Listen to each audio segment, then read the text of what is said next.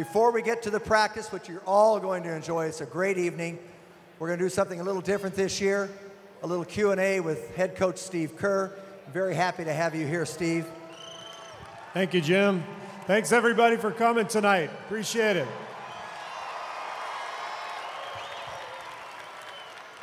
First question, Steve. You coached this team in 2015 to an NBA championship. Last year, an NBA record 73-9. You went to Game 7 in the finals. We look around at these fans. What can we expect? I know it's a different team. We'll talk about that. What can we expect from this year's team? Who knows? Who knows? That's what makes it fun. We do know we have a lot of talent, and we do know we have exciting players. Obviously, a lot of the guys from the last couple of years, and then a lot of new guys, too. We'll have 7 new players this year who will really add to what we do. With a new roster, people filling in where others were in the starting position, and having, adding Kevin Durant, along with 2-time MVP Stephen Curry, All-Star Klay Thompson, Draymond Green. What is your biggest challenge coaching this year's team? The biggest challenge, I think, is just putting it all together and seeing it work. I mean, we have a lot of talent, obviously, but when you have new players and you have new players who are really good, guys like Kevin Durant and David West, who are used to being, star players, they have to fit in. They have to fit in with the team that's already here. And the guys who are already here have to make it work and make it flow. So the players they've been working hard the last couple of weeks. They're getting accustomed to one another, and they're growing more and more comfortable every day. Yeah, people expect with this roster, we all know it is a great roster put together. And Bob Myers did a terrific job in the team and recruiting Kevin Durant. But as you well know in your experience, it doesn't happen overnight. There are going to be some growing pains, I would expect. Yeah, there will be, for sure. And I think with the last couple of years, the success that we've had, I think everybody just assumes we're gonna win every game. And it's not gonna happen quite that way. We're gonna win a lot of games, but we are really looking at the season as a chance to get better every month and try to be at our best in May and June when the playoffs start. It remains to be seen whether this team will be a better team or not. Maybe, some people would say the roster was great the way it was, winning 73 games. But I think you can assure the fans that you're not looking to win 73 games again. We didn't really think that was going to happen last year either. We just came out and played. But I think looking at this year, we really don't care how many games we win as long as we're improving, getting better every week, every month, and staying healthy. And we'll pay close attention to our guys and their health and make sure they're rested and ready for the playoffs.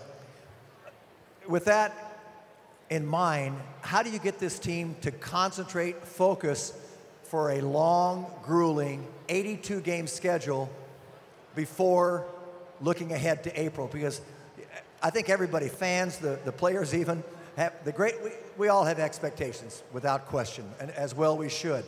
But you can't just all of a sudden jump over to April. You've got to play an NBA schedule. And how do you keep them focused and create good habits through that length of time? It's a good question. It's a long season. It's a 9-month season when you go all the way to the finals. And so we've played, for 2 straight years. We've had these long seasons, and now we're trying to put together another one.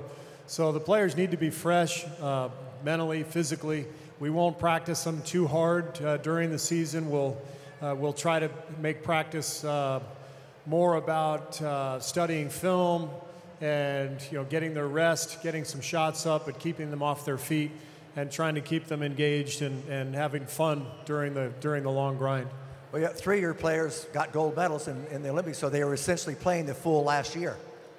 Yeah, and that was a great experience for Klay and Kevin and Draymond. Even though it makes for a long summer, it was great for them to get together and play and get to know one another in Rio. And they had a great experience winning the gold medal, and I think that'll help us get off to a better start.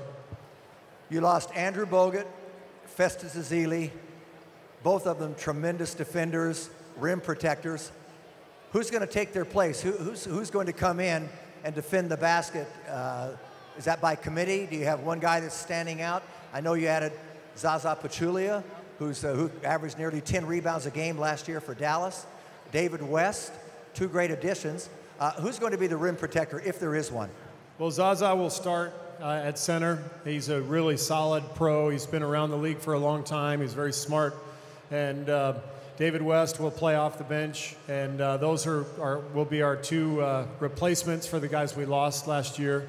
And Kevin Durant, you know, even though he's a small forward, he's got a pretty big wingspan. He can jump. He can block shots. He's going to be a great defender for us as well.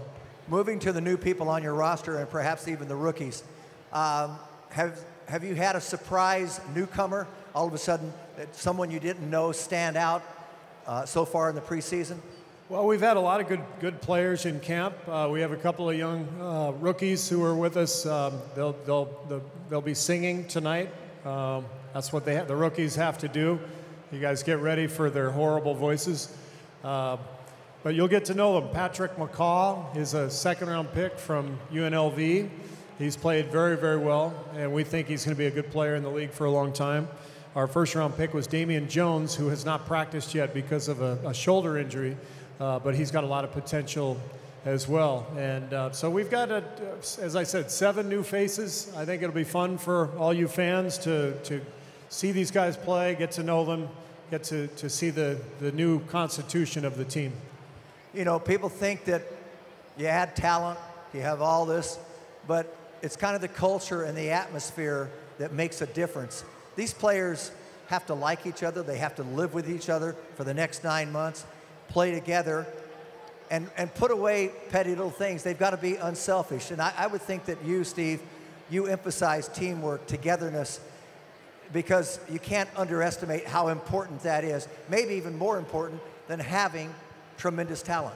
Well, you have to have both if you want to win a championship. And we're lucky. We have great talent, and we have guys with great character. And when you have that combination, it seems to work well. And so I'm excited. Our guys are really ready to play. They're excited for the season, and I think they're going to come together well, and I think we're going to have a really fun year.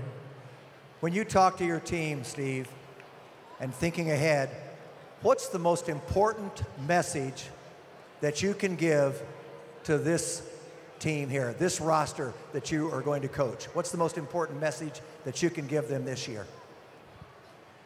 Well, from a basketball standpoint, our focus really is a combination of playing defense every night and then not turning the ball over. We know how much talent we have. We're going to score a ton of points just because of the shooting and the talent.